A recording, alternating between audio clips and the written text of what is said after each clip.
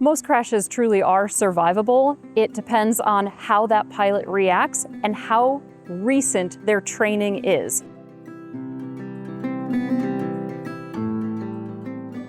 The I'm Safe checklist is one that pilots use, and it goes through a bunch of different factors as to the individual's safety for taking off that day for flight. So if last night you pre-flighted for a morning flight and you had a really bad night of sleep or you drank too much alcohol, should we be taking that flight the next morning? So making an immediate I'm Safe decision and knowing when to pivot is really important. If your main pilot is incapacitated, how can that person land safely? Is there a halo system on the plane which can self-land? Is there a parachute which they can deploy to get down safely?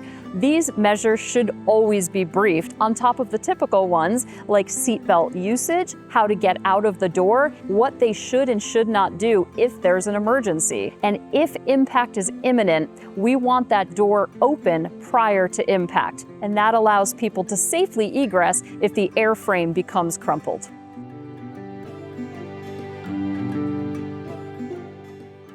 So when we prepare with a flight plan, pilots shouldn't just be plotting in point A to point B in a straight line.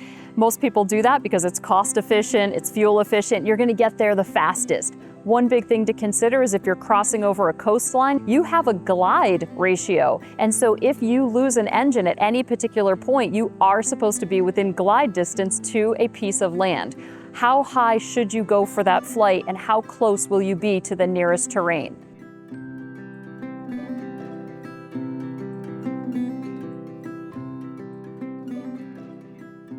Are we considering that if we were to enter an icing condition, high turbulence, or thunderstorm, that we now are prone to in-flight breakup? Are most crashes survivable? Yeah, they are. If I'm still able to control my aircraft to the ground without a mechanical or an aircraft failure, chances are very high. But if my airplane breaks up at 5,000 feet because I entered a thunderstorm, then that is an absolute ticket to a fatality.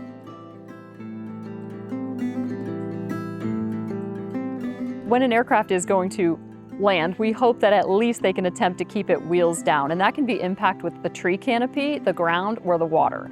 If we set ourselves up for success in that crash situation, there is a high chance of survival. If we don't, some of the things that we do see out there is blunt force trauma. Obviously, parts of the aircraft hitting soft tissues in the body and or breaching the cavity of the chest. And the other, of course, is fire, smoke, and fumes. So if there's entrapment in the cockpit or in that passenger cabin and we cannot get out of the aircraft easily, and there is smoke or fumes or fire, people get consumed by that, and that is what really takes out a lot of people. Injury is another one. If we have injuries and they are unable to access their seatbelts or the doors to get out, that also is a huge part because they become entrapped, again, in burning wreckage, in smoke, fumes, or even thermal situations, cold or hot.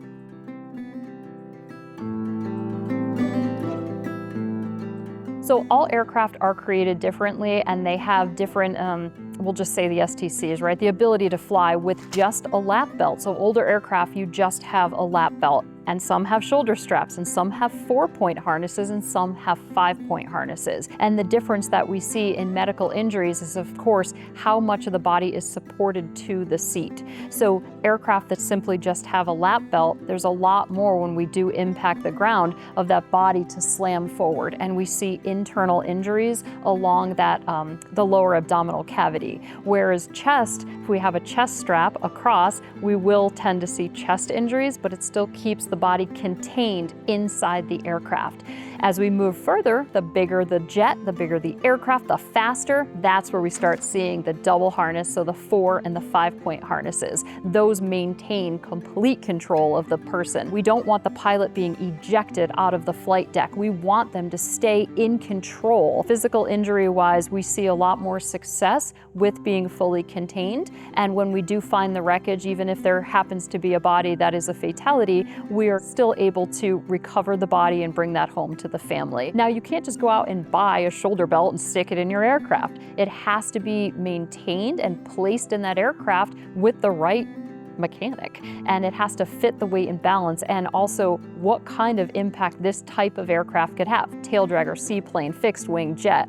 So it is important to obviously figure out what seatbelt is appropriate, but thinking about in cars, back in the day in the 60s, all we had were lap belts. Nobody had shoulder belts. Think of how safe driving is now with airbags. And guess what? Seatbelts have airbags now in aircraft. So a lot of our aircraft have built-in airbags. So if you were to crash, that seatbelt will deploy an airbag and successfully protect the person, the occupant in that flight deck. And that has saved lives many times across the country since that innovation has been out there. So I love the growth and the modernization in aircraft and the safety that can now be put in most aircraft.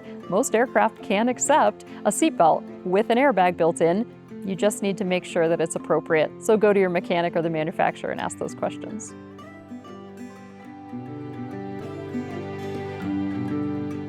Preparing for an emergency, depending on what type it is, means isolating the hazards out of the aircraft. This can be electricity by shutting off a master or pulling circuit breakers. That disconnects the battery source and the electricity into the aircraft. Isolating the fuel tanks, so shutting them off and making sure that we lean that engine out as quickly as possible to eliminate any risk of fire building and gaining more fuel. That's a big part. We should always prepare to have that door unlatched prior to impact. If we can remember to unlatch a door and keep it swinging in the breeze, just that airflow around the aircraft will keep the doors pinned shut enough as we enter the terrain, but that eliminates airframe damage where those doors might become jammed and we cannot egress out. With a broken leg or a broken arm, we lack the ability to be able to kick out a windshield or any kind of window, therefore eliminating our chances of getting out. Another key thing that I always teach my students is making sure that when you are preparing to land, you fly the airplane to the ground. Do not just give up and take your hands off the yoke. If you are able to fly that aircraft to the ground, you can control small pitch changes to allow the aircraft to settle into the canopy of the trees or in the water. Keep your thumbs on the outside of the stick or the yoke. If you keep your thumbs open and holding it, we see thumb fractures, and it's almost impossible to open seatbelts or doors or get yourself and others out with fractured body parts. And as an accident investigator, we always look for fractured thumbs to see who the PIC or pilot in command was of that aircraft.